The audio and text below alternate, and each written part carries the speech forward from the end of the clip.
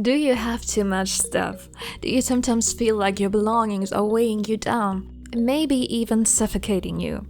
Your home should support you, it should make you feel at ease. But how do we get there? In this video, we'll talk about decluttering methods that truly work and bring you closer to your dream of a tidy, minimalist home. Welcome to my channel. My name is Jasmine and I'm a singer-songwriter. I've been living a minimalist lifestyle for more than 6 years now. By the way, minimalism is more than just a trend. This lifestyle helps you focus on what really matters and let go of the unnecessary. But that's not always easy. How and where do you even start? What should you keep? What can go? In this video, we'll go over 5 proven decluttering methods that really work. Make sure to watch the video until the end because I'll reveal the biggest mistake most people make when trying to embrace minimalism. Let's go! Have you heard of Marie Kondo? She's a Japanese tidying expert with her own show all about organizing and decluttering, so she definitely knows what she's talking about.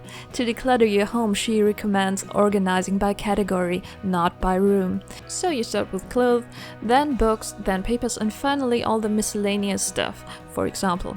Why does this method make sense? Similar items are usually discarded in similar ways. Books can easily be donated at book swap stations. Clothes can be sold or given away. And papers? It's usually about organizing the important ones and tossing the rest. By dealing with similar items at the same time, you save a lot of time. Marie Kondo suggests that you actually pick up each individual item and ask yourself, do I still need this? Does it still bring me joy?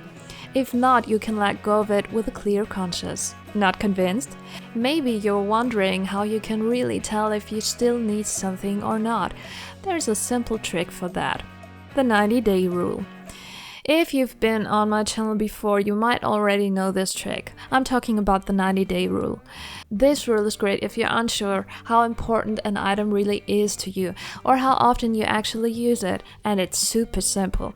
Ask yourself if you've used the item in the past 90 days or if you'll use it in the next 90 days. If the answer to both questions is no, then you can usually let it go.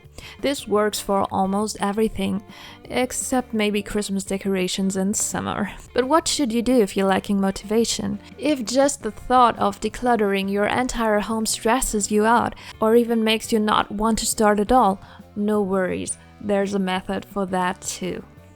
The one-room strategy. If decluttering overwhelms you and Marie Kondo's category-based approach doesn't quite resonate with you, then this method might be more your style. To be honest, I personally prefer this method over Marie Kondo's. And for a very simple reason. In my experience, you see results faster with this one. And results keep you motivated and on track. That's why this strategy is actually my favorite one. Start with just one area of a room. That could be a cabinet or even just one drawer. Only declutter this small defined space. And before I share a little extra tip that will make the outcome even more satisfying and might help you for life, please subscribe to the channel so you don't miss anything in the future, and together we'll simplify your life. As promised, here's that extra tip that'll put a smile on your face if you use it. Take before and after photos with your phone. Why is that important? Let me share a quote from one of my favorite authors, Tony Robbins. I can tell you the secret to happiness in one word: progress. Seeing your own progress makes you happy, and that's not just true for decluttering, it applies to your whole life. So do yourself a favor and allow yourself to see your progress. Take before and after photos and videos, look at them once you're done, and give yourself a pat on the back. You did great. Of course, there's also one mistake people make with this method. I'll tell you about it in just a second, or maybe you've already guessed it. Now, let's move on to the next method. Game or goal. If you don't feel like decluttering, try turning it into a game. There are a few ways to do this. You can take part in one of the many decluttering challenges you'll find online. Or you can set a 15-minute timer, put on your favorite playlist, and rush through your home grabbing anything you don't really need. Or you can try a 15-day challenge. Each day you declutter one more item than the day before. So one item on day 1, 2 on day 2, and so on.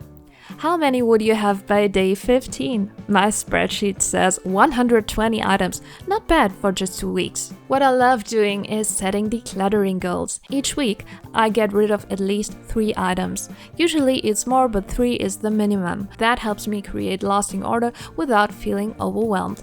Before I tell you about decluttering method number 5, let's come back to the earlier question. What's the mistake people often make with the one-room strategy? It's simple, they don't stick with one room. If you keep switching rooms before finishing one completely, the effect gets watered down because you end up with multiple half-finished projects again. Okay, on to the final method. Take a break. Let's say you're still not sure whether to keep an item and you don't want to use the 90-day rule. Maybe because you feel emotionally attached to it. Here's a tip that works really well for me. Put it in a box or move it to a separate space, somewhere out of sight for the next few weeks. After that, take another look and ask yourself again, do you still want to keep it? This has 2 effects. First, it takes the pressure off needing to make a decision right away. Second, you often realize during the break that you didn't miss the item at all. That changes your emotional attachment and makes it easier to let go. It's also a good idea to set a reminder for yourself so you won't forget to come back to the item and make a final decision. So, now that we've gone through all 5 decluttering methods, there's still one question left. What's the big mistake some people make when they try to live minimally? Some people focus on only getting rid of things and cutting back. It becomes all about getting rid of as much stuff as possible, as quickly as possible. In doing so, they not only put themselves under pressure, they also forget why they wanted to become minimalist in the first place. Minimalism is meant to create space and time for the people and things that matter most to you. It doesn't mean giving up everything. It means focusing on what truly brings you joy.